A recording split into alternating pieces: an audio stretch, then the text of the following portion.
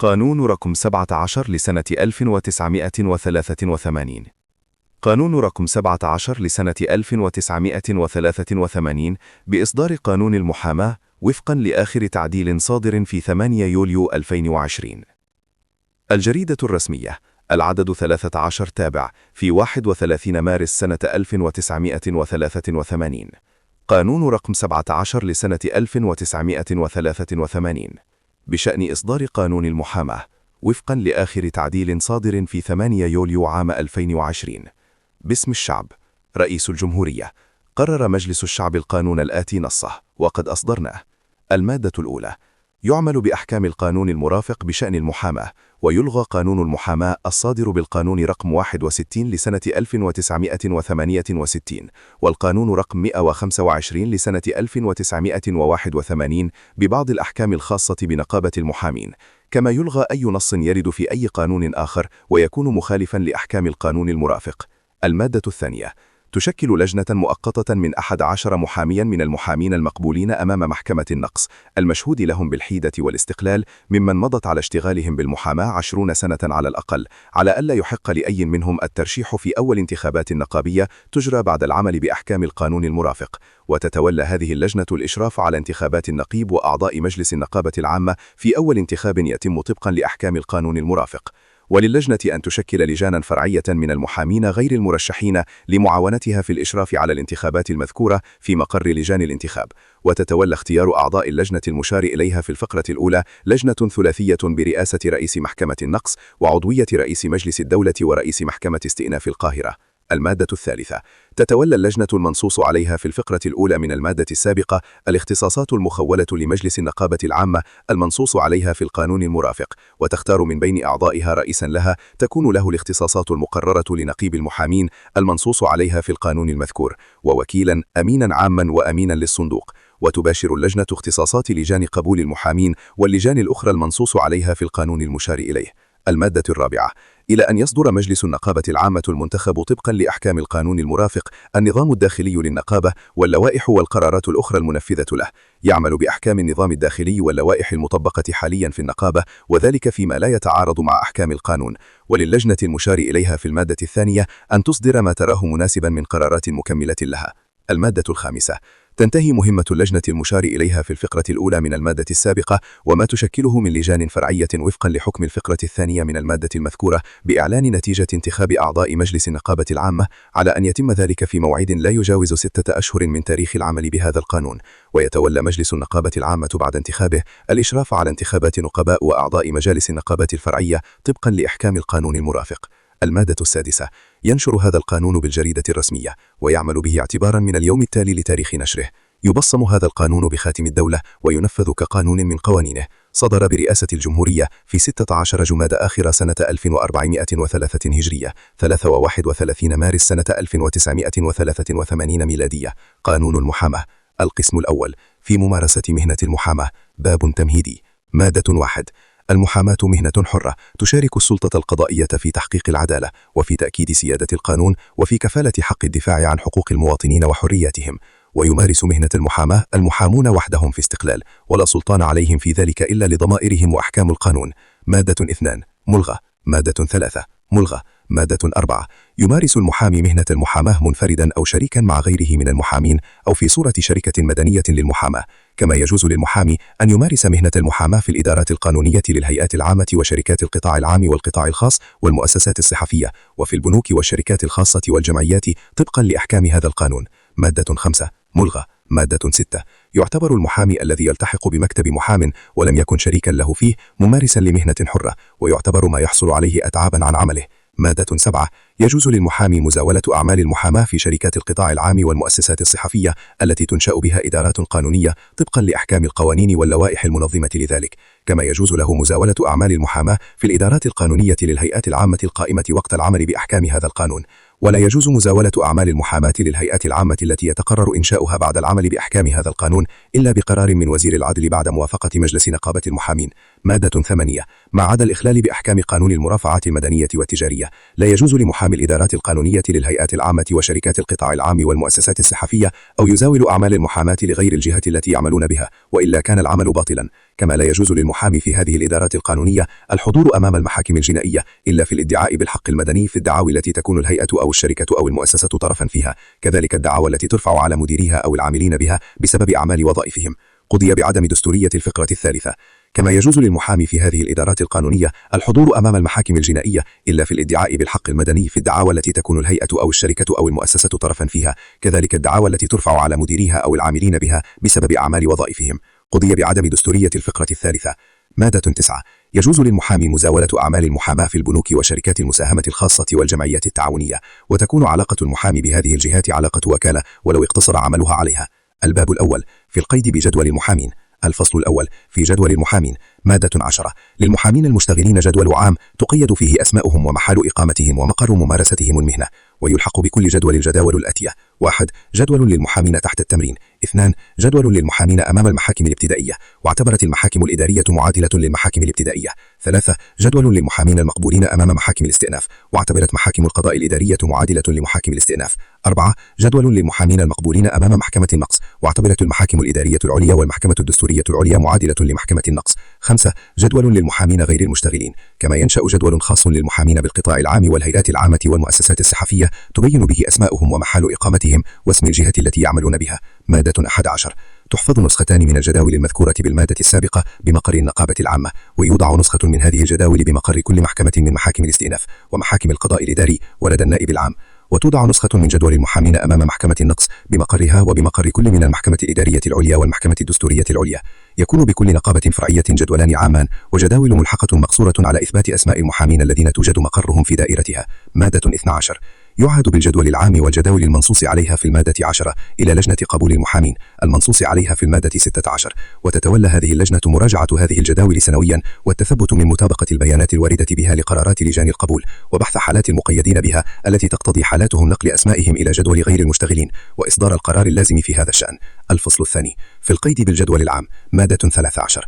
يشترط في من يطلب قيد اسمه في الجدول العام أن يكون متمتعا بالجنسية المصرية ومقيما بها إقامة دائمة وفقا للضوابط التي يقررها مجلس النقابة، ويجوز لوزير العدل وفقا للقواعد التي يضعها بالتنسيق مع مجلس نقابة المحامين الترخيص للمحامي الأجنبي بالعمل في دعوة أو موضوع معين بشرط المعاملة بالمثل. وينشئ مجلس النقابة جداول خاصة بالمحامين الأجنب والمحامين المشتغلين خارج جمهورية مصر العامة، وبقواعد التعامل من حيث تدرج القيد ورسومه والاشتراكات السنوية والخدمات التي تقدم لهذه الجداول. 2. أن يكون متمتعا بالأهلية المدنية الكاملة. 3. أن يكون حاصلا على الثانوية العامة أو ما يعادلها من الشهادات الأجنبية المعتمدة في مصر، وإجازة الحقوق من إحدى كليات الحقوق، أو شهادة من إحدى الجامعات الأجنبية أو فروعها في مصر والتي تعتبر معادلة لها طبقا لأحكام القوائم واللوائح المعمول بها في جمهورية مصر العامة.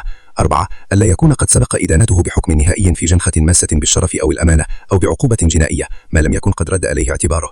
5. أن يكون محمود السيرة حسن السمعة أهلا للاحترام الواجب للمهنة، وألا تكون قد صدرت ضده أحكام تأديبية أو انتهت علاقته بوظيفته أو مهنته أو انقطعت صلتها بها لأسباب ماسة بصلاحيته للوظيفة التي كان يشغلها. 6. قضي بعدم دستورية البند السادس من الفقرة الأولى. 7. أن يسدد رسوم القيد والاشتراك السنوي. 8. ألا تقوم بشأنه حالة من حالة عدم جواز الجمع الواردة في المادة التالية.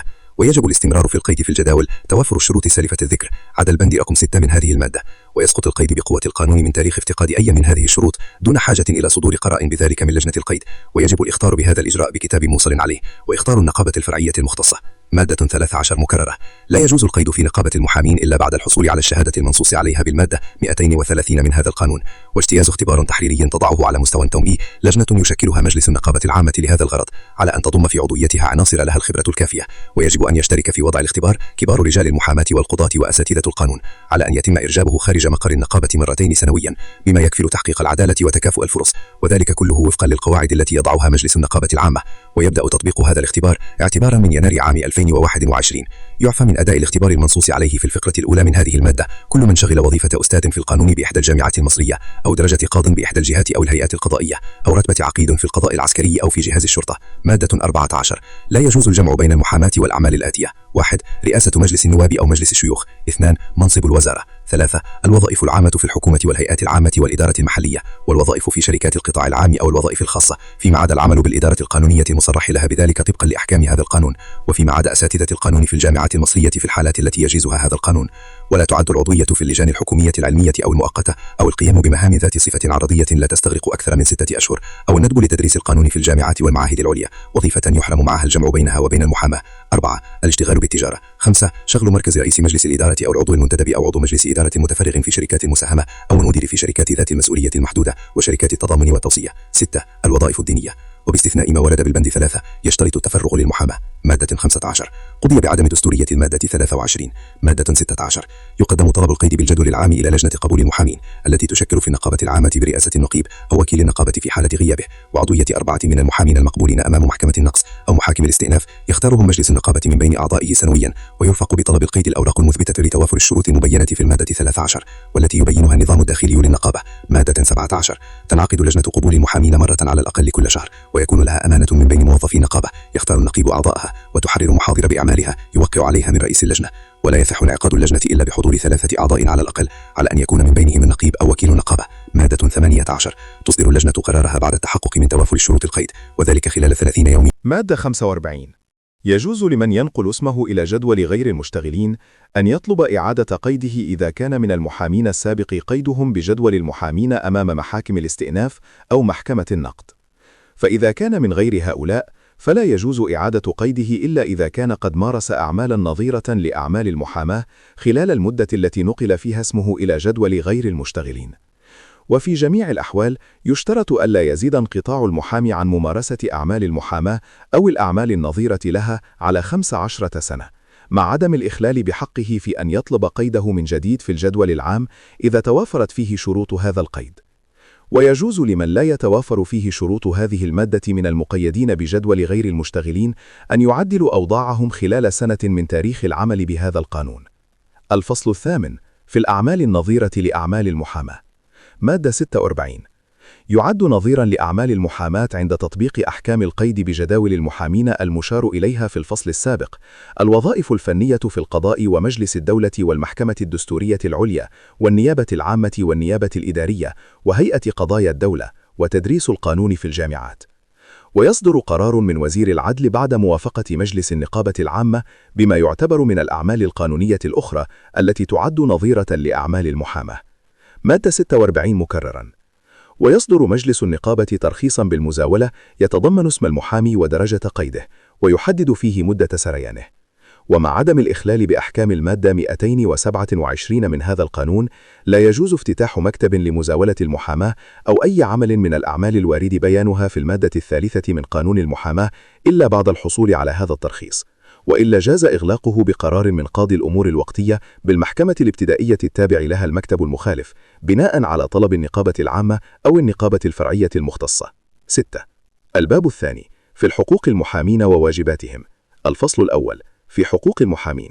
مادة 47 للمحامي أن يسلك الطريقة التي يراها ناجحة طبقا لأصول المهنة في الدفاع عن موكله، ولا يكون مسؤولا عما يورد في مرافعته الشفوية أو في مذكراته المكتوبة مما يستلزمه حق الدفاع، ذلك مع عدم الإخلال بأحكام قانون الإجراءات الجنائية وقانون المرافعات المدنية والتجارية.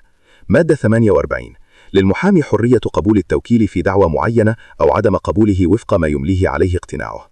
مادة 49 للمحامي الحق في أن يعامل من المحاكم وسائر الجهات التي يحصل أمامها بالاحترام الواجب للمهنة، واستثناء من الأحكام الخاصة بنظام الجلسات والجرائم التي تقع فيها المنصوص عليها في قانوني المرافعات والإجراءات الجنائية إذا وقع من المحامي أثناء وجوده بالجلسة لأداء واجبه أو بسببه إخلال بنظام الجلسة أو أي أمر يستدعي محاسبته نقابيا أو جنائيا، يأمر رئيس الجلسة بتحرير مذكرة بما حدث ويحيلها إلى النيابة العامة ويخطر النقابة الفرعية المختصة بذلك.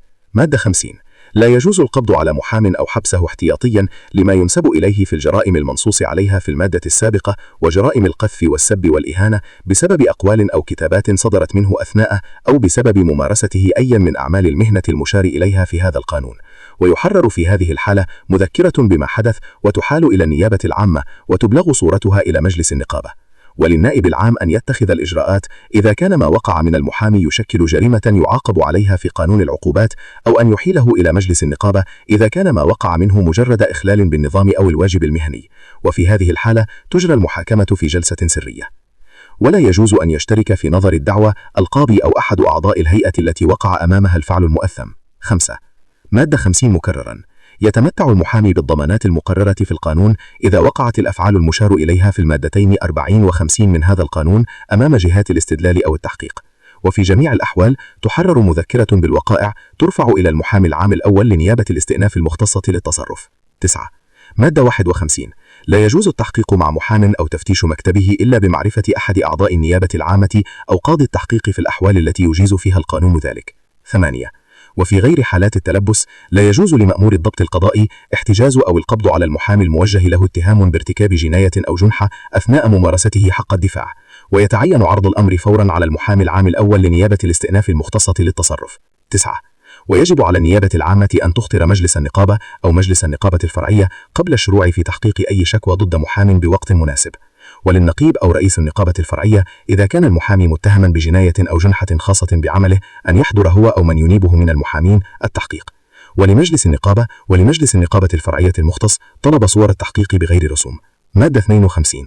للمحامي حق الاطلاع على الدعاوى والأوراق القضائية والحصول على البيانات المتعلقة بالدعاوى التي يباشرها، ويجب على جميع المحاكم والنيابات ودوائر الشرطة ومأموريات الشهر العقائي وغيرها من الجهات التي يمارس المحامي مهمتها أمامها أن تقدم له التسهيلات التي يقتضيها القيام بواجبه وتمكينه من الاطلاع على الأوراق والحصول على البيانات وحضور التحقيق مع موكله وفقا لأحكام القانون، ولا يجوز رفض طلباته دون مسوغ قانوني، ويجب إثبات جميع ما يدور في الجلسة في محضرها.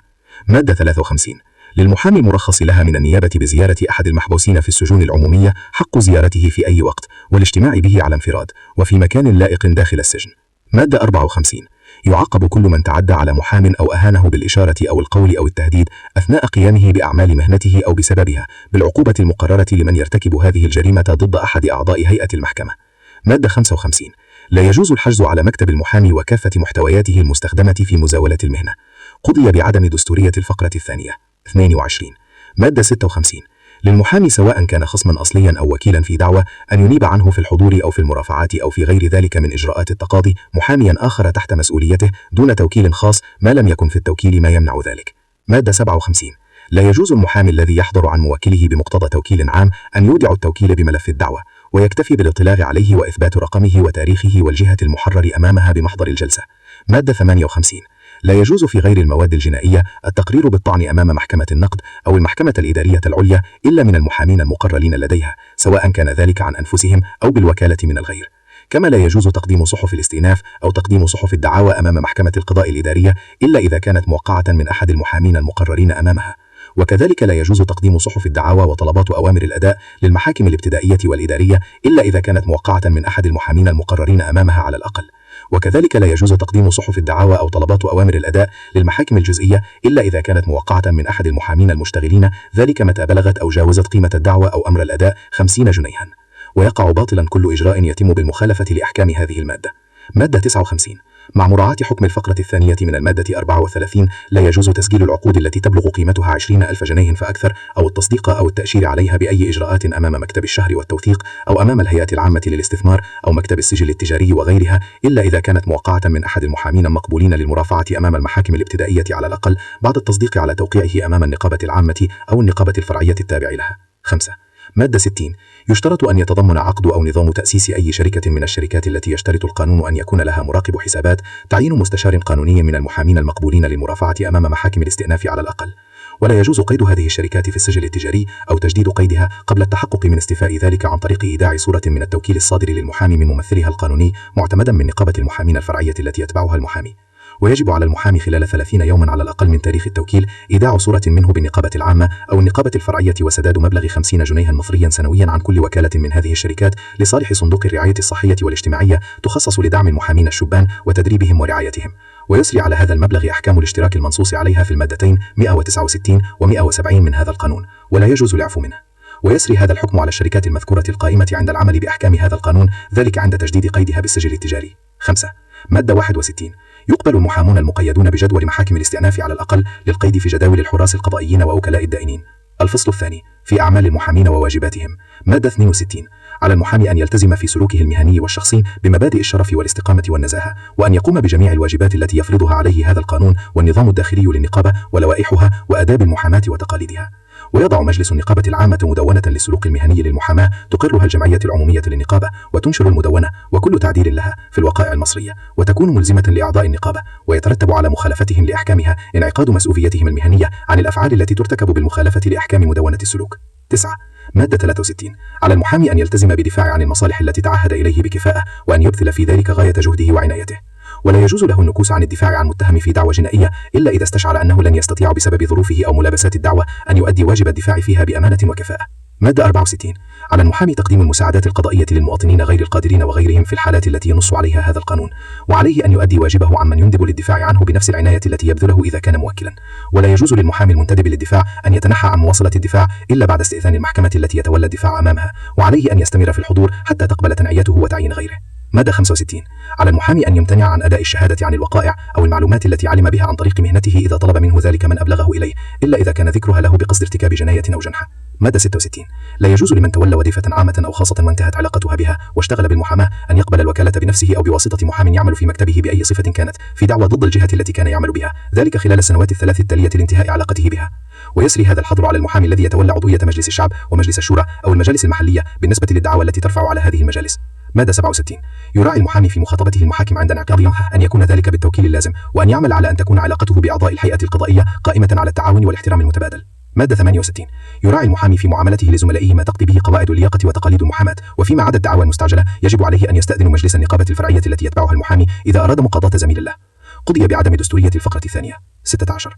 وإذا لم يصدر الإذن في الحالتين المبينتين بالفقرتين السابقتين كان للمحامي اتخاذ ما يراه من إجراءات. مادة 69. على المحامي أن يمتنع عن ذكر الأمور الشخصية التي تسيء لخصم موكله أو اتهامه بما يمس شرفه وكرامته ما لم تستلزم ذلك ضرورة الدفاع عن مصالح موكله. مادة 70. لا يجوز للمحامي أن يدلي بتصريحات أو بيانات عن القضايا المنظورة التي يتولى الدفاع فيها، أو أن ينشر أمورا من شأنها التأثير في سير هذه الدعاوى لصالح موكله أو ضد خصمه. مادة 71. يحظر على المحامي أن يتخذ في مزاولة مهنته وسائل الدعاية أو الترغيب أو استخدام الوسطاء أو الإيحاء بأي نفوذ أو صلة حقيقية أو مزعومة، كما يحظر عليه أن يضع على أوراقه أو لافتة مكتبه الأقابع. مادة 110. يجوز لمجلس التأديب وللنيابة وللمحامي أن يكلفوا بالحضور الشهود الذين يرون فائدة من سماع شهاداتهم، فإذا تخلف أحد من الشهود عن الحضور أو حضر وامتنع عن أداء الشهادة جاز للمجلس معاقبته بالعقوبات المقررة في قانون الإجراءات الجنائية في مواد الجنح، ويعاقب على شهادة الزور أمام مجلس التأديب بعقوبات شهادة الزور في مواد الجنح. مادة 111. تكون جلسات التأديب دائما سرية، ويصدر القرار بعد سماع أقوال الاتهام وطلباته ودفاع المحامي أو من يوكله للدفاع عنه. مادة 112. يجب أن يكون قرار مجلس التأديب مسببا، وأن تتلى أسبابه كاملة عند النطق به في جلسة سرية. مادة 113.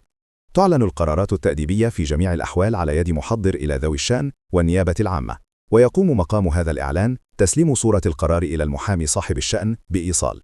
مادة 114. يجوز للمحامي أن يعارض في القرارات التي تصدر في غيبته خلال 10 أيام من تاريخ إعلانه أو استلامه صورة منها. مادة 115. تكون المعارضة بتقرير من المحامي المعارض أو الوكيل عنه بقلم كتاب محكمة استئناف القاهرة، أما الطعن في القرار فيكون بتقرير بقلم كتاب محكمة النقد. 1. مادة 116. للنيابة العامة وللمحامي المحكوم عليه حق الطعن في القرارات الصادرة من مجلس التأديب المنصوص عليه في المادة 107، وذلك خلال 15 يوما بالنسبة إلى النيابة من تاريخ صدور القرار، وبالنسبة إلى المحامي من تاريخ إعلانه بالقرار أو تسلمه صورته. ويفصل في هذا الطعن مجلس يؤلف من 4 من قضاة محكمة النقد تعينه جمعيتها العمومية كل سنة، ومن النقيب أو وكيل النقابة وعضوين من مجلس النقابة. وللمحامي الذي رفعت عليه الدعوى التأديبية أن يختار أحد هذين العضوين، ولا يجوز أن يشترك في المجلس أحد أعضاء مجلس التأديب الذي أصدر القرار المطعون عليه، والقرار الذي يصدر يكون نهائيا. 26. مادة 117. إذا حصل من محي اسمه من جدول المحامين على أدلة جديدة تثبت براءته جاز له بعد موافقة مجلس النقابة أن يطعن في القرار الصادر بمحو اسمه بطريق التماس إعادة النظر أمام مجلس التأديب المحامين بمحكمة النقد، فإذا رفض المجلس طلبه جاز له تجديده بعد مضي 5 سنوات، ويشترط أن يقدم أدلة غير الأدلة السابق تقديمها، ولا يجوز تجديد الطلب أكثر من مرة، ويرفع الالتماس بعريضة تقدم إلى المجلس، ويكون القرار الذي يصدر برفضه نهائيا. مادة 118. لمن صدر ضده قرار تأديبي بمحو اسمه من جدول المحامين أن يطلب بعد مضي 7 سنوات كاملة على الأقل من لجنة قبول المحامين المنصوص عليها في المادة 16 من هذا القانون قيد اسمه في الجدول. فإذا رأت اللجنة أن المدة التي مضت من وقت صدور القرار بمحو اسمه كافية لإصلاح شأنه وإزالة أثر ما وقع منه، أمرت بقيد اسمه بالجدول، وحسبت أقدميته من تاريخ هذا القرار. وللجنة أن تسمع أقوال الطالب وتصدر قرارها بعد أخذ رأي مجلس النقابة. فإذا قضت برفض طلبه جاز له تجديده بعد مضي 5 سنوات، ولا يجوز تجديد الطلب أكثر من مرة. والقرار الذي يصدر برفض الطلب يكون نهائيا. مادة 118. تسجل في سجل خاص بالنقابة القرارات التأديبية النهائية الصادرة ضد المحامي، ويشار إليها في الملف الخاص به، وتختر بها النقابة الفرعية وأقلام كتاب المحاكم والنيابات، وتنشر القرارات النهائية بمجلة المحاماة دون ذكر أسماء من تناولتهم القرارات. وإذا كان القرار صادرا بمحو اسمه من الجدول أو المنع من مزاولة المهنة فينشر منطوقه دون الأسباب في الوقائع المصرية. ويتولى مجلس النقابة الفرعية تنفيذ القرارات التأديبية على أن تعاونه النيابة العامة متى طلب منها ذلك. القسم الثاني في نظام نقابة المحامين. باب تمهيدي. مادة 120. نقابة المحامين مؤسسة مهنية مستقلة تضم المحامين في جمهورية مصر العربية المقيدين بجداولها، وتتمتع بالشخصية الاعتبارية، ومقرها مدينة القاهرة، وتتبعها نقابات فرعية على النحو الذي ينظمه هذا القانون. مادة 121. تعمل النقابة على تحقيق الأهداف الآتية وفق أحكام هذا القانون: ألف، تنظيم ممارسة مهنة المحاماة وضمان حسن أدائها. ب، كفالة حق الدفاع للمواطنين وتقديم المساعدات القضائية لغير القادرين منهم. ج، العناية بمصالح أعضائها وتزكية روح التعاون بينهم وضمان استقلالهم في أداء رسالتهم. د، تشجيع البحوث القانونية ودراسات الشريعة الإسلامية. ه، التعاون مع النقابات المهنية والمنظمات المماثلة في الدول العربية والدول الأفريقية وغيرها للعمل على خدمة الأهداف القومية للأمة العربية ونصرة قضايا الحرية والسلام والتقدم. مادة 122. للنقابة في سبيل تحقيق أهدافها المبينة بالمادة السابقة التعاون مع النقابات المهنية الأخرى والجمعيات القانونية العلمية والمنظمات المماثلة في الدول العربية واتحاداتها، تحقيقا للأهداف القومية للأمة العربية في أن يكون القانون في خدمة قضايا الحرية وأداة لمناهضة الاستعمار والعنصرية بجميع أشكالها. وللنقابة أيضا التعاون مع اتحادات المحامين ومنظماتها الدولية لتبادل الخبرات حول نظم القضاء والمحاماة والارتقاء بمستوى المهنة وتأكيد رسالتها في الدفاع عن حقوق الإنسان. الباب الأول. النقابة العامة. مادة 123. تمارس النقابة العامة نشاطها عن طريق الأجهزة الآتية: ألف، الجمعية العمومية. ب، مجلس النقابة. الفصل الأول. الجمعية العمومية. تتكون الجمعية العمومية للنقابة عامة سنويا من المحامين المقبولين أمام محكمة النقد ومحاكم الاستئناف والمحاكم الابتدائية الذين سددوا رسوم الاشتراك المستحقة عليهم أو عفوا منها حتى آخر السنة السابقة على مواد انعقاد الجمعية العمومية وقبل اجتماعها بشهر على الأقل.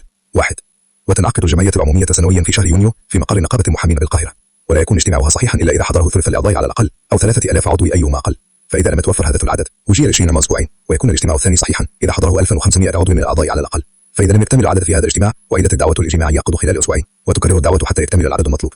وفي جميع الأحوال يجوز لمجلس النقابة تأجير انعقاد الجمعية العمومية إلى ما بعد انتهاء العطلة القضائية. مادة 125. يرأس النقيب اجتماع الجمعية العمومية، وفي حال غيابه ينوب عنه أقدم الوكيلين ممن يزاول المؤمن مستقلا، وفي حال غيابه ينوب عنه الوكيل الآخر. ويعلن الرئيس اجتماع الجمعية باعتبار توافر النصاب اللازم لانعقاده، كما يعلن فضل الاجتماع، ويتولى أمين النقابة أمانة الاجتماع. وعند غيابه يختار رئيس الجمعية أمين الاجتماع، وتختار الجمعية العمومية 2 من بين أعضائها فارزي أصوات. مادة 116. علاوة على ما ورد بشأنه نص خاص في هذا القانون، تختص الجمعية العمومية في اجتماعها السنوي بما يلي: 1. النظر في تقرير مجلس النقابة ومراقب الحسابات عن الحساب الختامي للنقابة عن السنة المنتهية، وإقرار الميزانية التقديرية عن السنة المقبلة. 2. تعديل رسوم القيد والاشتراك ورسوم الدمغ التي يؤديها المحامون لصالح النقابة بناء على اقتراح مجلس النقابة. 3. تعديل مقدار المعاش المقرر للمحامين والمستحقين عنهم، وتعديل قواعد استحقاق المعاش بناء على اقتراح مجلس النقابة ووفقا لتقرير خبيرين اكتواريين يختارون مجلس النقابة. مادة 113. لا يجوز للجمعية العمومية أن تنظر في غير المسائل الواردة في جدول الأعمال، ومع ذلك يجوز لمجلس النقابة أن يعرض النظر للمسائل العاجلة التي طرأت بعد بيان الدعوة وتم دراستها. مادة 114. يجوز للجمعية العمومية أن تعقد اجتماعا غير عاديا بناء على دعوة مجلس النقابة العامة أو بناء على طلب كتاب يقدم إلى النقيب من عدد لا يقل عن 5 نقابات فرعية أو 1000 عضو أو في اعتبار مثل ربع ثقة منهم، ويكون مصدقا على توقيعات من نقابة فرعية مختصة أو مصلحة شهر عقاري. ويجب أن يبين في الطلب أسبابه وجدول الأعمال المقترح، ويتولى النقيب داعية الاجتماع خلال 30 يوما على الأكثر من تاريخ الطلب. وإذا لم يوجه النقيب الدعوة خلال المدة المذكورة اجتمعت الجمعية العمومية غير العادية بقوة القانون في يوم التالي لإنتهاء تلك المدة. 8. مادة 113. إذا كان طلب عقد الجمعية العمومية غير عادية لسحب الثقة من النقيب أو عدد أو أكثر من أعضاء مجلس النقابة، فيشترط لصحة طلب انعقادها توقيع عدد لا يقل عن 5000 أصوات الحاصل عليها النقيب أو العضو المطلوب سحب الثقة منه، مصدقا على توقيعاته من النقابة الفرعية المختصة وموضحا فيه أسبابه وسنيده ومستنداته. ويجوز لنقادها حضور عدد لا يقل عن 10 أعضاء الجمعية العمومية، وتكون رئاستها في هذه الحالة لأكثر الأعضاء سنا من غير أعضاء مساكين النقابة. وفي حال عدم اكتمال نصاب انعقادها يعتبر الطلب كأن لم يكن. ولا يجوز تقديم هذا الطلب قبل مرور العام من تاريخ تشكيل مجلس النقابة العامة إلا إذا كانت أسباب سحب الثقة تشكيل جريمة جنائية، كما لا يجوز إعادة تقديم الطلب بذات الأسباب التي رفضتها الجمعية بعضها صراحة أو ضمنا قبل مرور العام على تقديم الطلب المشار إليه. 8. مادة 113. تصدر قرارات الجمعية العمومية بالأغلبية المطلقة لأصوات الحاضرين، فإذا تصوت الأصوات يرجع على جانبه رئيس الجمعية، ويحرم حضور نتائج الاجتماع يصوت في دفعة خاصة وكان رئيس الجماعة والأمين الصديق وفريزي أصوات. ويبين نظام داخل النقابة إجراءات دعوة الجمعية العمومية وانعقادها وكيفية تسيير العمل فيها. مادة 114. يشكل مجلس النقابة العامة منه 1. نقيب المحامين 13 عضوا، ويراعى في انتخابهم الآتي: أولا، أن يكون نصف عدد الأعضاء على الأقل من المحامين المقبولين للمرافعة أمام محكمة النقد أو محاكم الاستئناف والمحاكم الابتدائية. ثانيا، أن يمثل المحامين في دائرة كل محكمة استئناف عضو واحد. ثالثا، أن يمثل المحامين بالهيئات العامة والوحدات الاقتصادية وشركات قطاع العمل ب3 أعضاء. ولا يجوز الجمع بين الترشح لمنصب نقيب والترشح لعضوية مجلس النقابة، كما لا يجوز الترشح لمثل أكثر فئة من الفئات المذكورة في هذه المادة. ويتم انتخاب النقيب وجميع أعضاء النقابة من الجمعية العمومية للنقابة. 8. مادة 132 يشترط في من يرشح نفسه نقيبا أن يكون من المحامين أصحاب المكاتب الخاصة والمقيدين أمام محكمة النقد والذين أمضوا في الاشتغال الفعلي بالمئة أكثر من 10 سنوات متصلة، بالإضافة للشروط العامة للترشح لعضوية مجلس النقابة. مادة 133 يشترط في من يرشح نفسه لعضوية النقابة: 1. أن يكون من أعضاء الجمعية العمومية الذي مضى عليه ممارسة لمهنة 7 سنوات متصلة لا تخلو فيها من الأعوان النظيرة للمحاماة. 2. أن يكون مسددا يسمى الاشتراك المستحق عليهم قبل قفل الترشح. 3. ألا يكون قد صدر ضده خلال ال3 سنوات السابقة على هذا الأذهب أو قرارات تأديبية تجوز عقوبة الإنذار. 1. مادة 114 يكون الترشح لعضوية المجلس بقلم من قبل المرافعة تقدم إلى مرشح لمجلس النقابة في الميعاد الذي يحدده لقبول طلبات الترشح، على أن يكون قبل موعد الاختبار به ب40 يوما على الأقل. ويعود مجلس النقابة قائمة المرشح خلال 10 أيام على أكثر من قفل باب الترشح، وتعلم على المحامي المرشحين في حالة فرعية ولمن أخر إدراج اسمه بها أن يتظلم إلى مجلس النقابة أو يطعن في القرار أمام محكمة استئناف القاهرة خلال 10 أيام من تاريخ نشر كسوف المرشحين، ويفصل في الطعن على وجه الاستعجال. 27. مادة 135 يجري الاختبار على الخيار تقريب أعضاء النقابة عامة بدار النقابة العامة وفي مقر النقابة الفرعية أو أندية المحامين، وذلك وفقا للقواعد والإجراءات التي يحددها النظام الداخلي للنقابة. ويكون الانتخاب بطريقة الاختراع السري المباشر وبالأغلبية النسبية، فإذا تساوت وزن بناء الأكثر المشرح العضوية يعلن ناجح الأقدم. قيدا: وتتكون الجمعية العمومية المذكورة في المادة 124 اختيار النقيب والأعضاء ال15 المبينين في المادة 123. 5. مادة 135 مكررة يجوز لتوصيل المحامي على الأقل من حضر الجمعية العمومية أو شارك في انتخاب مجلس النقابة الطعن في القرارات التي تصدر منها وفي تشكيل مجلس النقابة الفرعية بتقرير موقع عليه منهم يقدم إلى قلم كتاب محكمة النقد خلال أسبوعين من تاريخ القرار بشرط التصديق على إمضائهم. 24. يجب أن يكون الطعن مسببا وتفصل محكمة في الطعن على وجه الاستعجال بعد سماع أقوال النيابة وأقوال النقيب أو من ينوب عنه ووكيل الطاعنين، فإذا قضي ببطلان تشكيل الجمعية العمومية بطلت قراراتها، وإذا قضي ببطلان انتخاب النقيب أو أكثر من 3 من أعضاء المجلس أجريت انتخابات جديدة لانتخاب من يحل محلهم. وفي الأحوال التي يطلع بها ببطلان الانتخابات يتم تشكيل لجنة برئاسة رئيس محكمة استئناف القاهرة وعضوية 3 من قضاتها و3 محامين من آخر المجلس للنقابة انتخاب انتخابا صحيحا يتم اختيارهم من رئيس محكمة استئناف القاهرة لإجراء العملية الانتخابية والإشراف على صناديق الاقتراع وإعلان النتيجة خلال 60 يوما. 8. مادة 136 تكون مدة مجلس النقابة 4 سنوات من تاريخ نهاية انتخاب الكشوة وتجديد المجلس خلال 60 يوما سابقة على انتهاء مدته. 1. الفقرة الثانية ملغى. 11. مادة 117 يعين مجلس النقابة من بين أعضائه كل سنة هيئة محكمة المشكلات من وكيلين وأمين عام وأمين صندوق، ويتولى النقيب رئاسته، ويشترط أن يكون النقيب وحصل وكيلين على الأقل ممن يزاول المهنة المستقلة. ويجوز للمجلس أن يعين من بين أعضائه أمين عام مساعدا أو أمين مساعد صندوق، ويكونون أعضاء بهيئة مكتب. ويبين النظام الداخلي للنقابة اختصاصات أعضاء المكتب وتوزيع الأعمال بين أعضاء المجلس وتشكيل الوجاه واختصاصها. مادة 118 نقيب المحامي له الذي يخدم المحامي ويتكلم باسمه ويحافظ على كرامة النقابة وكرامة أعضائها ويراعي الالتزام بتقاليدها ويشرف بوجه عام على سير أعمال النقابة وفق أحكام هذا القانون. وله أن يتخذ صفة المداخي أو يتدخل بنفسه أو بواسطة من يريبه من المحامي في كل دعوة تتعلق بكرامة النقابة أو أحد أعضائها. يرأس النقيب اجتماع مجلس النقابة، وفي حال غيابه تكون رئاسته لأخذ الوكيلين في القيد بمنح الحكم اعتماد الهيئات ال5 على النقابة، وفي حال غيابه ما تكون رئاسته لأخذ أعضاء المجلس السنة. مادة 119 يعقد مجلس النقابة العامة اجتماع عمومي كل 19 شهر حتى يوما بناء على دعوى النقي، ويكون اجتماعا صحيحا إذا حضره أكثر من نصف أعضائه، وتصدر قراراته بالأغلبية حسب أصوات الحاضرين، فإذا تساوت أصوات محل جنبية رئيس. ويجوز أن يعقد مجلس اجتماع غير العادية بناء على دعوة من النقيب أو بناء على طلب 10 من الأقل من أعضاء المجلس أو بناء على طلب مجلس 5 نقابات فرعية على الأقل، وذلك بكتاب يوجه إلى النقيب مرفقا به جدول الأعمال المقترح. مادة 114 تحرر محاضر لإجلاس المجلس وتثبت في دفتر خاص يوقع عليه من النقيب أو من يحل محله ومن أمين عام المجلس، ويبين نظام داخل النقابة إجراء دعوة المجلس إلى النقاده وكيفية سير العمل فيها.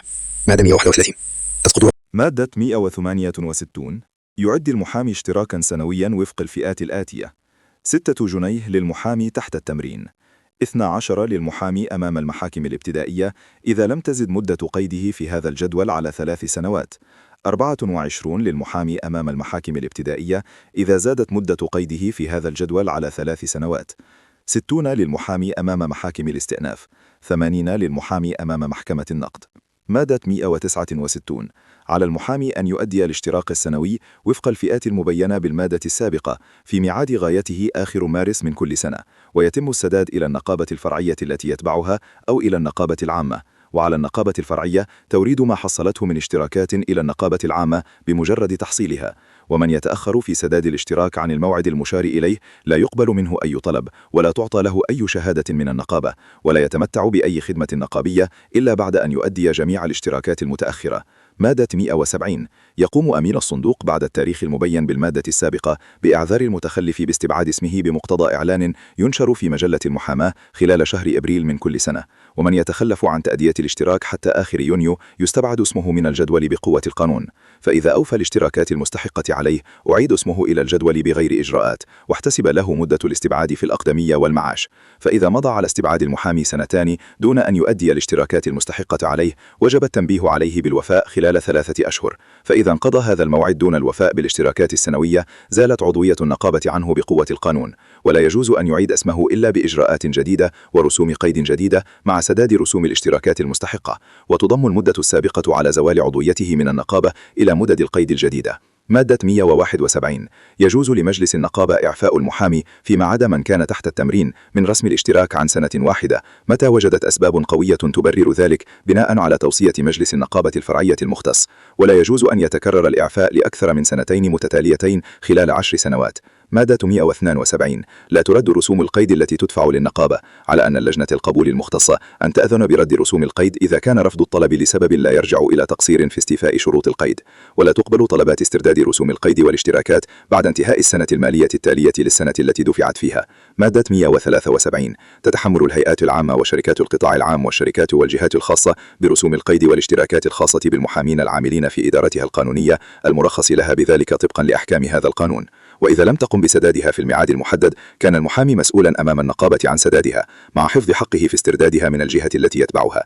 مادة 174 تعد مجلة المحاماة من الصحف المقررة لنشر الإعلانات القضائية، وفي الحالات التي يلزم فيها القانون بنشر الحكم في إحدى الصحف يتم النشر في مجلة المحاماة، وعلى الجهات المسؤولة عن تنفيذ الأحكام مراعاة ذلك. مادة 175 تعفي نقابة المحامين والنقابات الفرعية واللجان الفرعية وكافة المؤسسات التابعة للنقابة من كافة الضرائب والرسوم والدمغة والعوائد أو غير ذلك من التكاليف المالية مهما كان نوعها، وتعفي أموال النقابة والنقابات الفرعية الثابتة والمنقولة وجميع العمليات الاستثمارية مهما كان نوعها من جميع الضرائب والرسوم والدمغة والعوائد التي تفرضها الحكومة أو أي سلطة عامة. الباب الرابع صندوق الرعاية الاجتماعية والصحية. مادة 176 ينشأ بنقابة المحامين صندوق للرعاية الاجتماعية والصحية يكون مقره بها، ويهدف إلى رعاية أعضاء النقابة من المحامين المقيدين بالجدول العام اجتماعيا وصحيا، بما في ذلك ترتيب معاشات لهم عند تقاعدهم أو للمستحقين عنهم في حالة الوفاة. ويكون للصندوق شخصية اعتبارية مستقلة، ويمثله نقيب المحامين قانونا أمام الغير، ويكون له فروع في دائرة كل نقابة فرعية تختص بمباشرة اختصاصاته في حدود دائرة النقابة الفرعية، وذلك فيما عدا ترتيب المعاشات. مادة 177 يقوم على إدارة الصندوق لجنة تشكل برئاسة نقيب المحامين وعضوية أقدم وكيلي النقابة العامة ممن يزاول المهنة مستقلا، وأمين صندوقها، ونقيب القاهرة، و3 من نقباء النقابات الفرعية الأخرى، و4 من أعضاء مجلس النقابة العامة يختارهم المجلس كل 2 سنين، ويحل الوكيل الآخر محل أقدم الوكيلين، كما يحل أمين الصندوق المساعد محل أمين الصندوق، وذلك عند غياب أي منهما. مادة 178 لجنة الصندوق هي السلطة المهيمنة على تصريف شؤونه في حدود أحكام هذا القانون ولائحته التنفيذية، وتتولى اللجنة على الأخص المهام التالية: 1. إعداد اللائحة التنفيذية للرعاية الاجتماعية والصحية. 2. الإشراف على تنفيذ أحكام القانون واللائحة التنفيذية، واتخاذ ما تراه لازما لرفع مستوى أداء الخدمات التي يقدمها. 3. وضع الخطة العامة لاستثمار أموال الصندوق والموافقة على مجالات توظيفها. 4. تعيين الخبراء الاكتواريين الذين قد يختارهم الصندوق وتحديد أتعابهم. 5. إعداد ميزانية الصندوق التقريرية وحساباته الختامية السنوية ومركزه المالي وعرضها على مجلس النقابة. 6. اقتراح بتعديل الأحكام المنظمة للصندوق في القانون أو في لائحته التنفيذية. مادة 179 تنعقد اللجنة بدعوة من رئيسها مرة كل 30 يوما على الأقل، ويجوز لها أن تدعو خبراء مختصين للاشتراك في اجتماعاتها دون أن يكون لهم حق التصويت، وتكون اجتماعاتها صحيحة بحضور 7 من أعضائها، على أن يكون من بينهم النقيب أو وكيل النقابة وأمين الصندوق أو من ينوب عنه، وتصدر قراراتها بالأغلبية لأصوات الحاضرين، وذلك فيما عدا تقرير أوجه الاستثمار، فيشترط موافقة الأغلبية المطلقة لأعضاء اللجنة. مادة 180 للجنة أن تشكل من بين أعضائها لجنة فرعية تختص بالبت في الحالات العاجلة فيما عدا ترتيب المعاشات، وذلك في الحدود التي تبينها اللائحة التنفيذية. مادة 181 تتكون موارد الصندوق من: 1. حصيلة صندوق الإعانات والمعاشات الموجودة بالنقابة وقت العمل بأحكام هذا القانون. 2. حصيلة طوابع دمغة المحاماة. 3. حصيلة أتعاب المحاماة التي يحكم بها المحاكم في جميع القضايا. 4. عاجد استثمار أموال الصندوق. 5. الهبات والتبرعات والإعانات التي يتلقاها والتي يوافق الصندوق على قبولها. مادة 182 تصدر نقابة المحامين لصالح صندوق الرعاية الاجتماعية والصحية طوابع دمغة المحاماة بفئات من 5 جنيهات إلى جنيه واحد، وأي فئة أخرى يقررها مجلس النقابة بناء على اقتراح لجنة الصندوق. مادة 183. تستحق الدمغة على المحامي عند إثبات حضوره لأول مرة في محاضر جلسات المحاكم أيا كان نوعها، واللجان القضائية واللجان الإدارية ذات الاختصاص القضائي، وجلسات التحقيق الذي تجريه النيابات وجهات التحقيق المختلفة. ولا يجوز للمحاكم والجهات المتقدمة أن تقبل حضور المحامي أو تقبل تقديم أي دفاع أو أوراق منه إلا إذا سدت الدمغة. وإذا تعدد المحامون في الدعوى أو التحقيق ولو عن نفس الموكل تعددت الدمغة.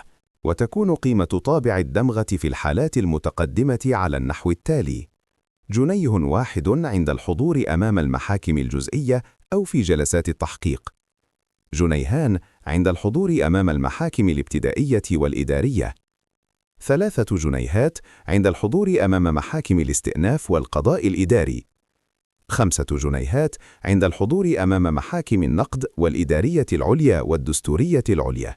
7. مادة 184. تستحق دمغة المحاماة بفئة 5 جنيهات على طلبات تقدير أتعاب المحامين التي تقدم للجنة المشار إليها في المادة 84 من هذا القانون، فإذا قبل الطرفان نتيجة وساطتها استحقت الدمغة بواقع 10 جنيهات من 500 جنيه الأولى من قيمة المتصالح عليه، و20 جنيها عن 500 جنيه التالية، و50 جنيها عن كل 500 جنيه تالية، ويلزم بسدادها المسؤول عن قيمة المطالبة، ويتم لصقها على المحضر الذي تحرره اللجنة في هذا الشأن. وإذا أصر أحد الطرفين على طلب النظر في أمر التقدير ضُعف ما يستحق من دمغة على الطلب وفق ما تقدم، ويسددها مقدم الطلب ويرجع بها على المحكوم عليه. مادة 185. علاوة على ما نص عليه في المادة السابقة، تستحق دمغة المحاماة على الأوراق الآتية: 1. التوكيلات الصادرة إلى المحامين. 2.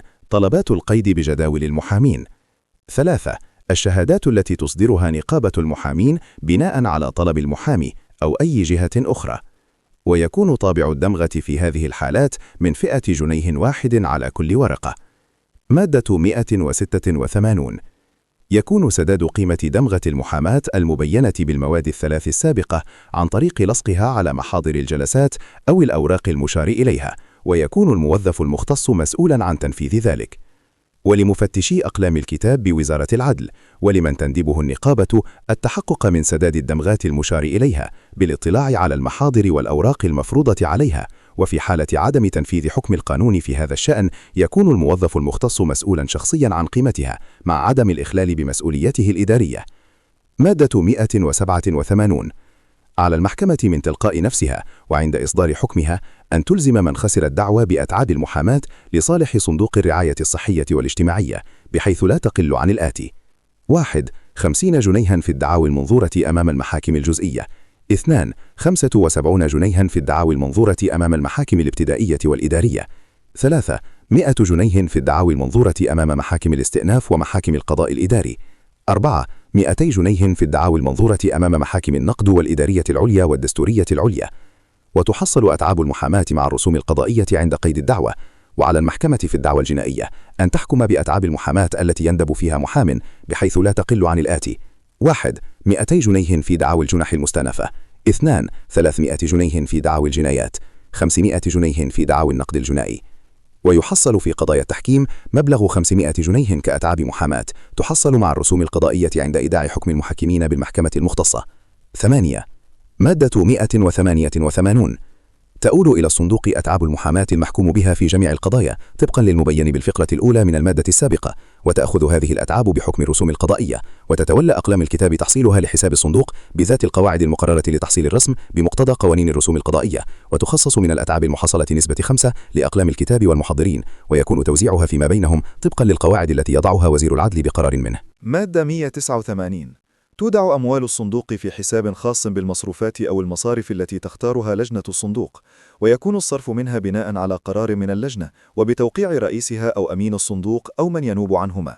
ويمسك الصندوق حسابات له مستقلة عن حسابات النقابة العامة، ويكون للصندوق مراقب للحسابات تعينه الجمعية العمومية سنويا، وتحدد أتعابه بناء على اقتراح مجلس النقابة. ويجوز أن يكون مراقب حسابات النقابة مراقبا لحسابات الصندوق. مادة 190. تعفى أموال الصندوق الثابتة والمنقولة وجميع العمليات الاستشارية مهما كان نوعها من الضرائب والرسوم والدمغة والعوائد التي تفرضها الحكومة أو أي سلطة أخرى. كما تعفى العمليات التي يباشرها الصندوق من الخضوع لأحكام القوانين الخاصة بالإشراف والرقابة على هيئات التأمين، وذلك دون إخلال بحق مجلس النقابة في أن يعهد إلى الهيئة العامة للتأمين بندب بعض خبرائه الإكتواريين لفحص بعض أوجه نشاط الصندوق واستثماراته. مادة 191. تعد اللجنة في موعد لا يجاوز آخر فبراير من كل سنة مشروع موازنة السنة المقبلة والحساب الختامي للسنة المنتهية، ويعرض على مجلس النقابة مع تقرير مراقب حسابات الصندوق للنظر فيه وعرضه على الجمعية العمومية للصندوق، ويستمر العمل على أساس الموازنة السابقة حتى يتم اعتماده الموازنة الجديدة من الجمعية العمومية. مادة 192. تعد الجمعية العمومية للنقابة التي تدعى للنظر في موازنة النقابة وحساباتها الختامية السنوية جمعية عمومية للصندوق تختص باعتماد موازنته التقديرية وحساباته الختامية وتعيين مراقب حساباته وتحديد أتعابه. مادة 193. تنشر الموازنة التقديرية والحساب الختامي للصندوق في مجلة المحاماة مع الموازنة التقديرية والحساب الختامي للنقابة العامة. مادة 194. يراعى في إعداد الموازنة السنوية للصندوق تكوين احتياطي للصندوق يقدر بما لا يقل عن 20% من إيراداته، ويخصص لمواجهة أي عجز طارئ في موازنة الصندوق. كما يراعى في إعداد هذه الموازنة تحديد المبالغ التي تخصص للرعاية الاجتماعية والصحية للأعضاء، وما يرسد منها للنقابات الفرعية على أساس عدد أعضائها المقيدين بالجدول العام. مادة 195. يفحص المركز المالي للصندوق مرة على الأقل كل 5 سنوات بمعرفة خبير اكتواري تندبه الهيئة العامة للتأمين بناء على طلب مجلس النقابة، فإذا تبين وجود عجز في أموال الصندوق أوضح الخبير أسباب العجز وما يقترحه من وسائل لتلافيه، ويعرض تقريره على مجلس النقابة ويبلغ إلى لجنة الصندوق، ويكون على مجلس النقابة في هذه الحالة بناء على الملاحظات التي تبديها لجنة الصندوق أن يدعو الجمعية العمومية للانعقاد ويعرض عليها ما يقترحه من وسائل لسد العجز. وإذا تبين من نتيجة الفحص الاكتواري وجود فائض في الصندوق كان لمجلس النقابة أن يقترح على الجمعية العمومية إما زيادة الاحتياطي العام أو تكوين احتياطات خاصة لأغراض مختلفة أو زيادة المعاشات والخدمات التي يؤديها الصندوق للمنتفعين به. مادة 196. للمحامي الحق في معاش كامل إذا توفرت فيه الشروط الآتية: 1. أن يكون اسمه مقيدا بجدول المحامين المشتغلين. 2. أن يكون قد مارس المحاماة ممارسة فعلية مدة 25 سنة ميلادية متصلة أو منفصلة بما فيها مدة التمرين التي لا تزيد على 4 سنوات مع احتساب مدة التجنيد الإلزامية اللاحقة على القيد بالجدول ضمن المدد السابقة، وذلك دون الإخلال بحكم المادة 24 من هذا القانون. 3. أن يكون قد بلغ 60 سنة ميلادية على الأقل، ويعتبر في حكم بلوغ سن 60 وفاة المحامي أو عجزه عجزا كاملا مستديما.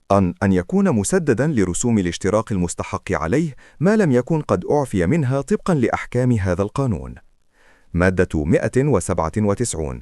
قضي بعدم دستورية عجز الفقرة الأولى فيما نصت عليه من ويخفض المعاش إلى النصف بالنسبة للمحامين المعاملين بأحكام قانون التأمين الاجتماعي، وذلك عن كل سنة من سنوات التأمين الاجتماعي 19. ويجوز للجمعية العمومية تعديل المعاش أو تعديل الحد الأقصى تبعا لتغير الأسعار القياسية لنفقات المعيشة وفي ضوء المركز المالي للصندوق وفق أحكام المادة 194. مادة 197. يستحق المعاش للمحامي على ذات الأساس الوارد بالمادة السابقة في الحالتين الآتيتين: 1. إذا طلب المحامي الذي مارس المحاماة 20 سنة كاملة فأكثر وبلغ 55 إحالته إلى المعاش لأسباب توافق عليها لجنة الصندوق. 2. إذا أصاب المحامي عجز كامل يمنعه من الاستمرار في مزاولة المهنة وكانت مدة اشتغاله 10 سنوات على الأقل. 1. مادة 199. في حالة وفاة المحامي الذي يستحق معاشا طبقا للمادة السابقة يؤول معاشه إلى المستحقين عنه. مادة 200. إذا توفي المحامي أو أصيب بعجز كلي دون أن تتوافر فيه شروط استحقاقه معاشا طبقا للمراد السابقة وكان مقيدا بالجدول العام صرف له أو المستحقين عنه مبلغ 500 جنيه دفعة واحدة ومعاش قدره 40 جنيها شهريا. مادة 101. عند حساب مدة ممارسة المحامي للمحاماة تجبر كسور السنة إذا زادت على النصف وتهمل إن قلت عن ذلك. مادة 102. يقصد بالمستحقين في المعاش: 1. أرملة المحامي أو صاحب المعاش. قضي بعدم دستورية نص البند 1 فيما تضمنه من قصر استحقاق المعاش على أرملة المحامي دون أرمل المحامية. 14. 2. أبناؤه وبناته الذين لم يجاوزوا 21 وقت وفاته، فإذا كانوا قد جاوزوها اعتبروا ضمن المستحقين إذا كانوا في إحدى مراحل التعليم التي لا تجاوز التعليم الجامعي أو العالي حتى بلوغهم سن 26 أو الانتهاء من دراستهم، أي التاريخين أقرب. 3. بناته غير المتزوجات أو المترملات أو المطلقات ممن تجاوزن 21. 4. الإخوة والإخوة المصابون بعجز كامل عند وفاته يمنعهم عن الكسب. 5. الوالدان. ويعاد توزيع نصيب المستحق المقطوع معاشه على باقي المستحقين. 6. ويشترط للاستحقاق في المعاش في الحالات المبينة في البنود 3 و4 و5 أن تثبت إعالة المحامي لطالب الاستحقاق حال حياته، وألا يكون له دخل خاص يعادل ما يستحقه في المعاش، فإذا نقص عما يستحق له أدى إليه الفرق. وتبين اللائحة التنفيذية كيفية إثبات الإعالة وعدم وجود دخل خاص وكيفية ثبوت العجز الكامل، وذلك في الحالات المشار إليها. مادة 103 يقطع معاش المستحق في الحالات الآتية: 1. وفاة المستحق. 2. زواج الأرملة أو المطلقة والبنت أو الأخت. 3. بلوغ الابن أو الأخ سن 21، ويستثنى من ذلك: أ. العاجز عن الكسب حتى زوال حالة العجز. ب. الطالب في إحدى مراحل التعليم التي لا تجاوز الجامعية أو العالي حتى انتهاء دراسته أو بلوغه سن 26، أيهما أقرب، ويستمر صرف معاش الطالب الذي بلغ سن 26 خلال السنة الدراسية حتى نهايتها. 4. إذا توفرت في المستحق شروط استحقاق معاش أكبر مع مراعاة حكم المادة 106. 1. مادة 104 إذا طلقت البنت أو الأخت أو ترملت أو عجز الابن أو الأخ عن الكسب بعد وفاة المحامي أو صاحب المعاش، منح كل منهم ما كان يستحق له من معاش بافتراض استحقاقه في تاريخ وفاة المورث دون مساس بحقوق باقي المستحقين، كما يعود حق الأرملة في المعاش إذا طلقت أو ترملت ولم تكن مستحقة لمعاش عن الزوج الأخير. مادة 205 قضي بعدم دستورية نص المادة فيما تضمنه من قصر الحق في الجمع بين المعاش والدخل من العمل على أرملة المحامي دون أرمل المحامية. 15. مادة 206 لا يجوز الجمع بين معاش التقاعد المقرر وفقا لأحكام هذا القانون وبين المعاش المستحق بمقتضى قوانين أخرى عن ذات السنوات، إلا إذا كان مجموع المعاشين لا يزيد على 240 جنيها، وإلا خصم من معاش النقابة مقدار الزيادة. ولا يسري هذا القيد على محامي الإدارات القانونية، على أنه إذا كان المعاش المستحق بمقتضى قوانين أخرى عن سنوات غير سنوات مزاولة المهنة فلا يسري عليه حكم الفقرة السابقة. 1.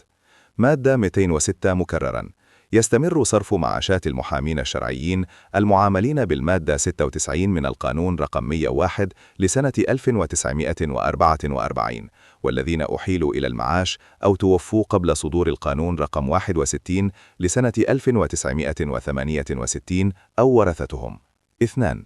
مادة 207 تقدم طلبات الإحالة إلى المعاش كتابة إلى النقابة حتى آخر شهر أكتوبر من كل سنة، وعلى لجنة الصندوق ترتيب المعاش للطالب متى توافر فيه الشروط المنصوص عليها في هذا القانون، وذلك في آخر شهر ديسمبر. وعلى الطالب تصفية أعمال مكتبه خلال 3 أشهر تبدأ من يوم قبول الطلب، ويبدأ صرف المعاش في أول الشهر التالي لإخطار لجنة الصندوق بتصفية أعماله فعلا. مادة 208 يترتب على صرف معاش التقاعد ألا يباشر المحامي أي عمل من أعمال المحاماة أيا كان نوعه، ويرفع اسم المحامي نهائيا من جدول المحامين المشتغلين، ولا يجوز للمحامي بعد أن يحصل على معاش التقاعد أن يطلب قيد اسمه في جدول المشتغلين. مادة 209 لا يجوز استبدال المعاشات المقررة وفقا لهذا القانون. مادة 210 تسري الأحكام الخاصة بالمستحقين المنصوص عليها في هذا القانون على المستحقين عن المحامين المعاملين بالقانون 101 لسنة 1944 بشأن المحاماة أمام المحاكم الشرعية المشتغلين وقت صدور القانون، وذلك عند استحقاقهم المعاش. مادة 211 تزاد المعاشات الأصلية المقررة طبقا لأحكام القوانين السابقة بما في ذلك معاشات المحامين المعاملين بالقانون 101 لسنة 1944 طبقا للآتي: 1. 50% من المعاش الذي لم يكن يجاوز 40 جنيها. 2. 40% من المعاش الذي لم يكن يجاوز 50 جنيها. 3. 30% من المعاش الذي لم يكن يجاوز 60 جنيها. 4. 20% من المعاش في الحالات الأخرى. ويكون الحد الأدنى لنصيب المستحقين عن صاحب المعاش 35 جنيها في الشهر بالنسبة للأرملة و5 جنيهات بالنسبة لكل من باقي المستحقين. ويسري ما تقدم على المعاشات والأنصبة المستحقة ابتداء من الشهر التالي لتاريخ العمل بأحكام هذا القانون. مادة 212 يجوز لمجلس النقابة أن يعقد تأمينا لدى إحدى شركات التأمين لتغطية التزامات الصندوق عن معاشات التقاعد ومخاطر الوفاة الموجبة لاستحقاقها. مادة 213 إذا طرأ على المحامي ما يقتضي معاونته ماليا جاز للجنة الصندوق أن تقرر له معونة وقتية لمواجهة حالته أو معونة شهرية ثابتة لمدة لا تجاوز سنة، وللجنة أن تقرر معونة للمستحقين عن المتوفي طبقا لأحكام هذا القانون إذا لم تتوفر له شروط الحصول على معاش التقاعد. وفي جميع الأحوال لا يجوز أن يزيد مجموع ما يحصل عليه المحامي أو المستحقون عنه من معونات عن الحد الأقصى لمعاش سنة واحدة. مادة 214 يكفل الصندوق الرعاية الصحية للمحامين المقيدين بالجدول العام وأسرهم طبقا للقواعد الموحدة التي تقررها اللائحة التنفيذية الفرعية للرعاية الاجتماعية والصحية، على أن يتم توفير الرعاية الصحية على مستوى النقابات الفرعية وطبقا للاعتمادات السنوية التي تخصص لكل منها الموازنة التقديرية. ويجوز أن يكون ذلك عن طريق إنشاء نظام للتأمين الصحي. مادة 115 تضع اللائحة التنفيذية للرعاية الاجتماعية والصحية نظاماً لتقديم قروض للمبتدئ لمعاونته على اتخاذ مكتب له أو تكوين مكتبة قانونية خاصة به بعد انتهاء فترة تمرينه وقبوله بجدول المحاكم الابتدائية والإدارية، على ألا يقبل قيد المحامي أمام محاكم الاستئناف إلا بعد سداد هذه القروض.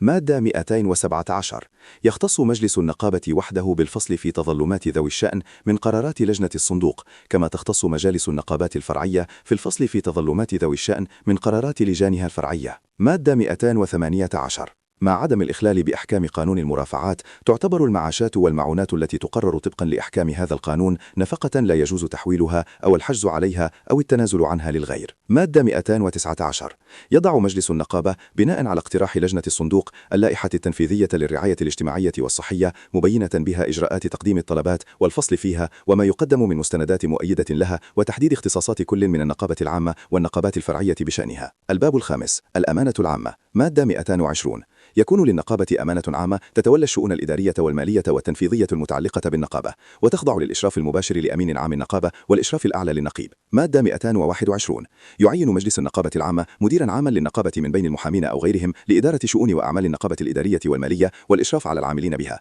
ويكون مسؤولا عن إدارة شؤون النقابة أمام الأمين العام الذي يكون له عليه حق التنبيه والإنذار البسيط، وفيما عدا ذلك لا يحاسب تأديبيا إلا أمام مجلس النقابة. مادة 222 يضع مجلس النقابة العامة بناء على اقتراح الأمين عام لائحة تنظيم شؤون العاملين بها وكيفية تعيينهم وتحديد مرتباتهم وعلاواتهم ومعاملاتهم وتوزيعهم على النقابة العامة والنقابات الفرعية. الباب السادس أحكام عامة وختامية. مادة 223 لا تسري أحكام القوانين الخاصة بالاجتماعات العامة على اجتماعات أعضاء النقابة للبحث فيما لا يخرج عن أهداف النقابة المحددة بهذا القانون.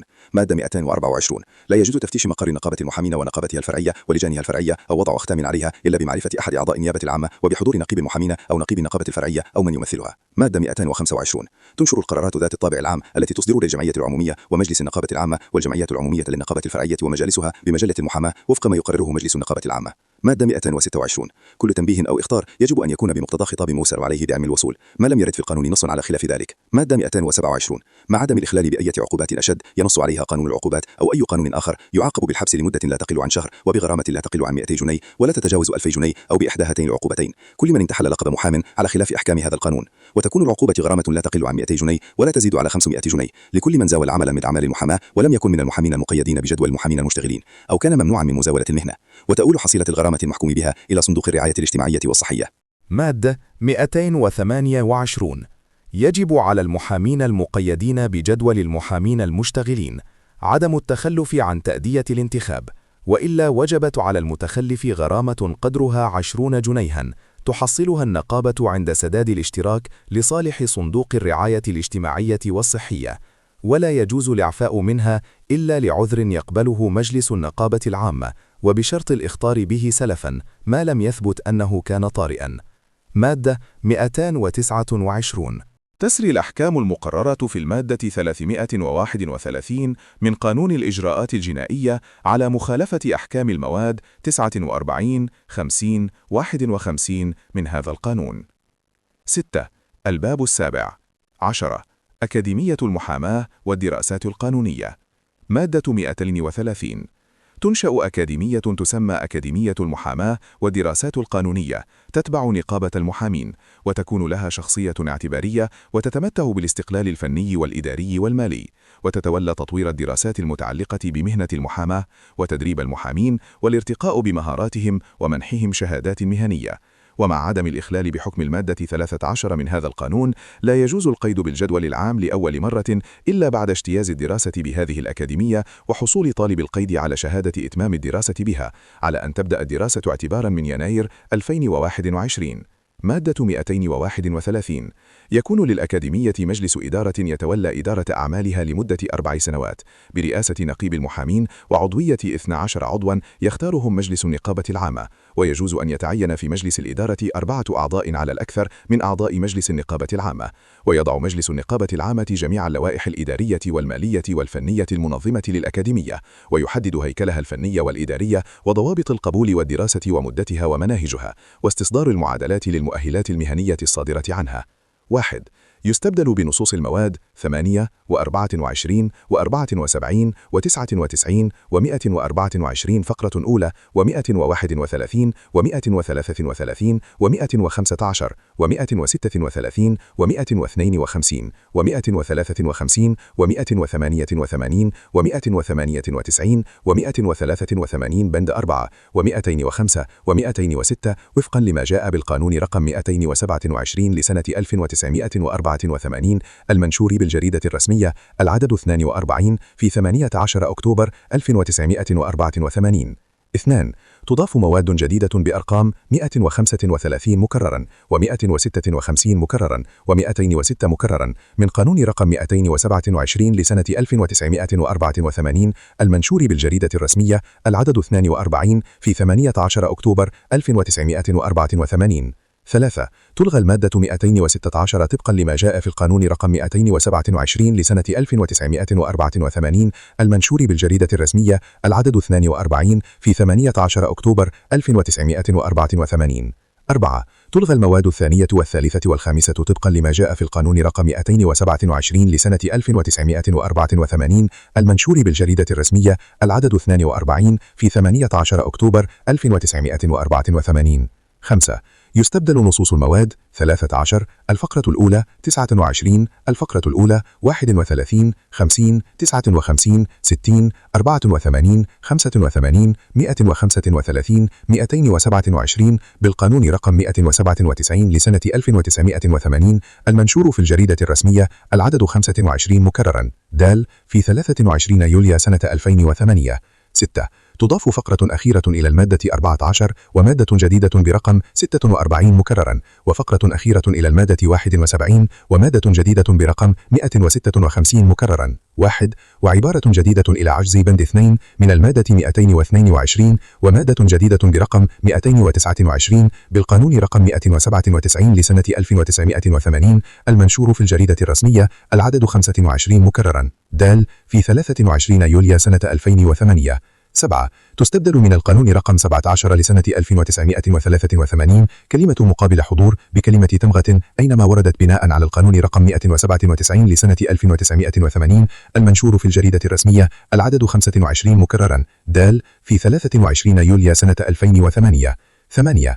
يستبدل بنصوص المواد 13 البندين 1 و3 14 بند 1 24 51 الفقرة الأولى 99 الفقرتين الأولى والثانية 103 128 129 131 135 مكررا الفقرة الثالثة 144 152 156 مكررا 187 196 بند 2 الصادرة بقانون 147 لسنة 1999 المنشور في الجريدة الرسمية عدد 31 مكررا واو في 7 أغسطس سنة 2019.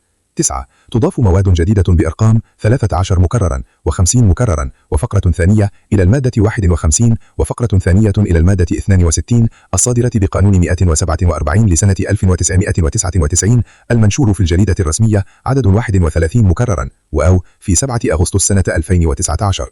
يضاف باب جديد إلى قانون المحاماة الصادر بالقانون رقم 17 لسنة 1983 المشار إليه عنوانه الباب السابع أكاديمية المحاماة والدراسات القانونية الصادر بقانون 147 لسنة 2019 المنشور في الجريدة الرسمية عدد 31 مكرر واو في 7 أغسطس سنة 2019. تلغى المواد 30 136 فقرة ثانية 153 بقانون 147 لسنة 2019 المنشور في الجريدة الرسمية عدد 31 مكرر واو في 7 أغسطس سنة 2019. حكمت المحكمة الدستورية العليا في القضية رقم 5 لسنة 31 قضائية دستورية بجلسة 2/1/2011 بعدم دستورية نصي الفقرتين الأولى والثانية من المادة 84 وسقوط نص الفقرة الثالثة من المادة ذاتها.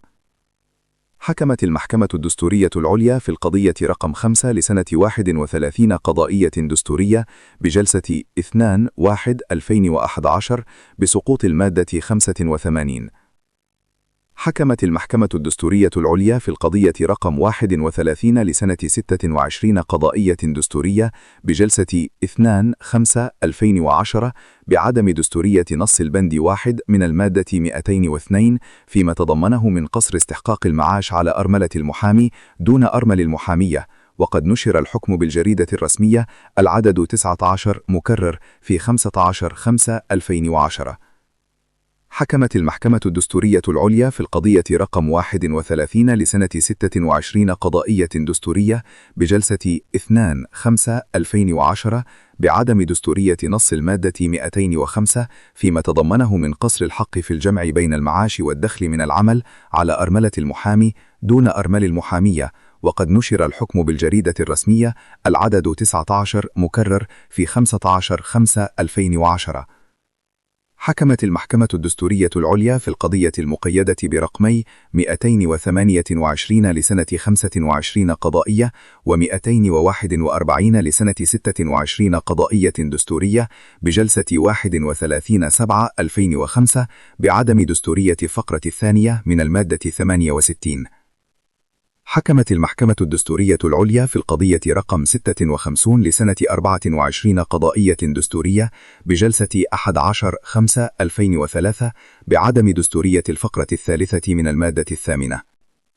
حكمت المحكمة الدستورية العليا في القضية رقم 86 لسنة 18 قضائية دستورية بجلسة 6/12/1999 بعدم دستورية البند السادس من الفقرة الأولى من المادة 13 من القانون رقم 17 لسنة 1983.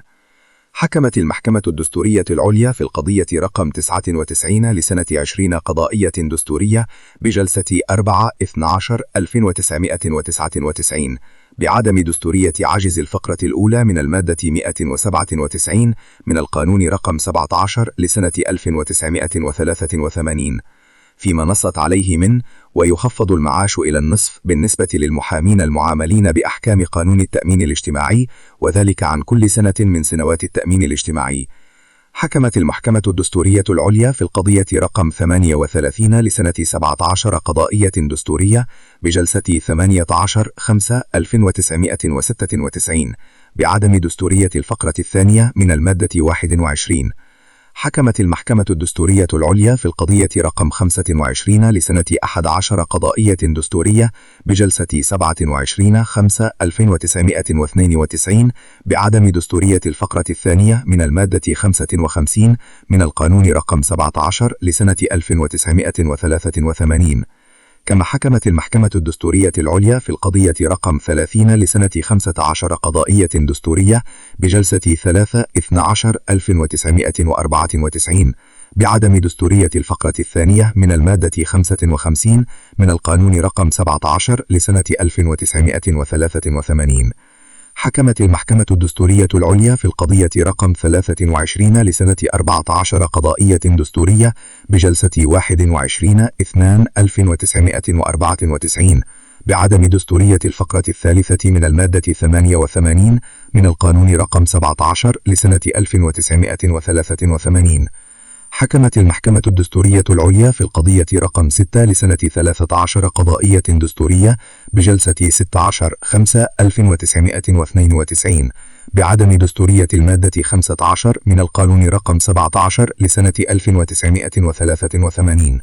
حكمت المحكمة الدستورية العليا في القضية رقم 131 لسنة 37 قضائية دستورية بجلسة 11/5/2019 بعدم دستورية نص الفقرة الأولى من المادة 135 مكررا من القانون رقم 17 لسنة 1983. تستبدل عبارات هيئة قضايا الدولة وهيئة القضايا والهيئة بعبارات إدارة قضايا الحكومة، وإدارة القضايا، والإدارة أينما وردت في قانون إدارة قضايا الحكومة الصادر بالقانون رقم 75 لسنة 1963 أو في أي قانون آخر وفقا لما جاء بالقانون رقم 10 لسنة 1986 المنشور في الجريدة الرسمية العدد 23 في 5 يونيو سنة 1986. 25. عدم دستورية نص الفقرة الثانية من المادة 19 والفقرة الأخيرة من المادة 33 والفقرة الأخيرة من المادة 36 وفقا لما جاء بحكم المحكمة الدستورية العليا في القضية رقم 150 لسنة 35 قضائية دستورية المنشور في الجريدة الرسمية العدد 45 مكرر في 13 نوفمبر سنة 2018. تستبدل كلمة قاض بكلمة مستشار أينما وردت في قانون السلطة القضائية الصادر بالقانون رقم 46 لسنة 1972 أو في أي قانون آخر وفقا لما جاء بالقانون رقم 142 لسنة 2006 المنشور في الجريدة الرسمية العدد 26 تابع في 29 يونيو سنة 2006. 26. عدم دستورية ما تضمنه نصا المادتين 107 و116 وفقا لما جاء بحكم المحكمة الدستورية العليا في القضية رقم 160 لسنة 33 قضائية دستورية المنشور في الجريدة الرسمية العدد 10 مكرر باء في 11 مارس سنة 2019. 27. حكمت المحكمة الدستورية العليا في القضية رقم 161 لسنة 36 قضائية دستورية بجلسة 8/7/2020 بعدم دستورية نص الفقرة الثانية من كل من المادتين 44 و134 من القانون رقم 17 لسنة 1983.